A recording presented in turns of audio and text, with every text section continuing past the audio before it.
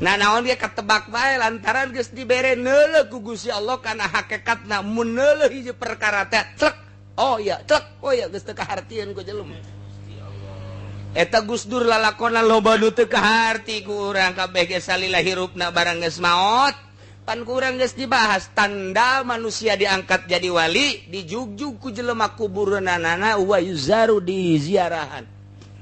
ku ari ribuan puluhan ribu jelema nu zarah ka Gus Dur teu diasingkeun deui tanda eta adalah jelema nu dicintai ku Gusti Allah keur hirupna atuh kabeh ge boro-boro pamarentah kiaina sorangan du buta dituturkeun